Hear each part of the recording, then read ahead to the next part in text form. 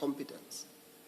That's all that you wanted to lay the basis for, because these are serious errors, and he can comment. Thank you. Do you wish to comment on the last comment that Mr. Musigiri made, Captain? Yes, let me comment, Commissioners. Yes.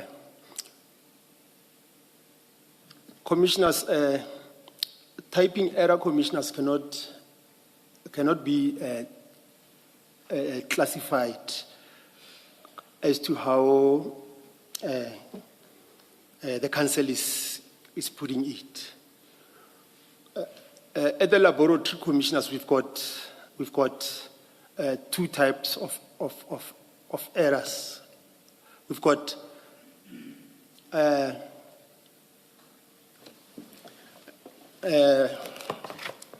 allow me to refer to these, Commissioners, because it was not available at the time of, it is not an annex, because it was not available at the time of doing the statement. We've got a critical and non-critical errors. So, if I may explain to you, Council, non-critical errors includes, it's 4 categories. It's incorrect dates on an affidavit, defects or H results not confirmed, administrative errors, and log numbers. Those are non-critical errors. And I will believe that those errors that the Council is leading me with falls within this category. So it cannot be incompetence or deliberate. What is the other one? Negligence.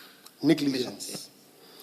But as I already indicated, Commissioners, that the errors will arise time to time as long as there is still pressure at the lab. The errors will always be there because we push quantities, not quality. The errors will arise, not intentional errors. That's a very disturbing observation in the criminal justice system. It's a very, very disturbing observation. I know. I understand the background you give for the observation, but it doesn't change the fact that it's a very disturbing observation. Yes, just to put again on that point, Commissioners, there is a program that is called Labware, which is now on existence, because every single time when a problem is identified, it's subject to be reviewed and methods to be changed. At the moment, we are using, it's actually going to be on place, I think this month or next month, because we are running a trial of that. Labware, where when we type, it has an option where we type the statement on a Labware. And the Labware, when you type the statement, the 2 and 2 on a statement, every single time you make changes, it keeps the original. It keeps, you can refer back as up to 14 of that statements that on this date, you made changes here. On this date, you made changes here. And it records the errors as well, because we are trying by all means to minimize the errors to 0. And then at that stage, we will know whether further training is needed to a person or the system needs to be changed. Because some errors are caused by the system itself when the system is not correct. Chair, last 2 questions for the Captain.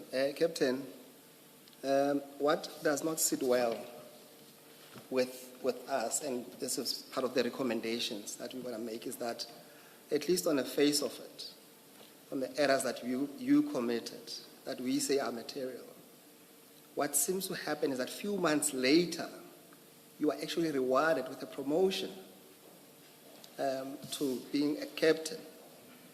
What do you have to say about that? That I cannot comment, Commissioners, because that was a post advertised, and just like all other applicants, we were shortlisted and we went for an interview, and fortunately I got the post. So with or without this case, Commissioners. Yes, that's fine. The last question really, Captain, and on a more serious note, do you still persist seriously now with the allegation that, knowing what we know and your own testimony and your own interaction with the commissioners and the chairperson, do you still seriously persist that you were kidnapped by witness B?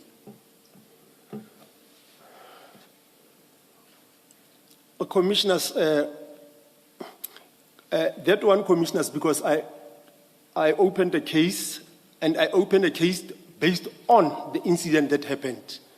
And I assume when a case is opened, it should go through the processes of all the cases. I cannot determine whether the case will open a case and send it for the decision. But at all material times, you were kidnapped at SAPS premises. But anyway, that's just a comment. Chair, those will be our questions for the witness. Thank you, Mr. Musigiri. Captain, it seems like we need VAR there by Silverton, because there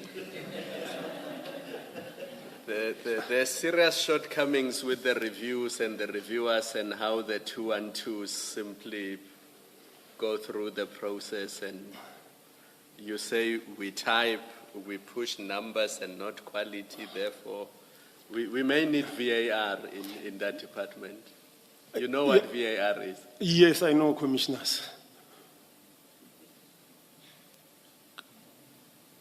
And just can I add on that, Commissioners? Not on the VAR part.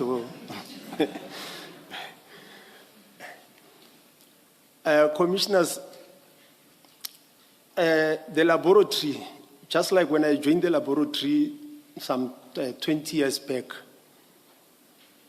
we used to receive few cases. I'm definitely sure Brigadier Mkabela maybe testified about that. We used to get few cases, and today we are getting a lot of cases. And so many things hasn't changed. And the cases itself, the type of crimes are totally different. 20 years back, we used to have pistol cases. You find 9mm firearms.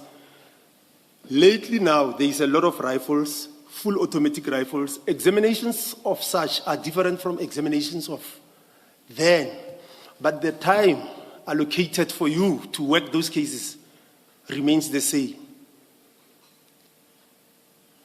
So by that, something is going to be compromised, because today when somebody goes and commit a crime with firearm, they don't do it with a revolver, because they know revolver is limited, can carry only 6 rounds. They need a weapon that can carry about 40, 50 rounds. And that weapon today, you still examine it like you are examining the revolver 20 years back. You are still given the same amount of time to do that. So those are shortcomings, but I believe the laboratory is working hard on that as well, to try to improve that. Mr. Musigiri. No follow-up questions, Chair. Thank you. Captain, thank you very much. Thank you, Commissioners. You are excused.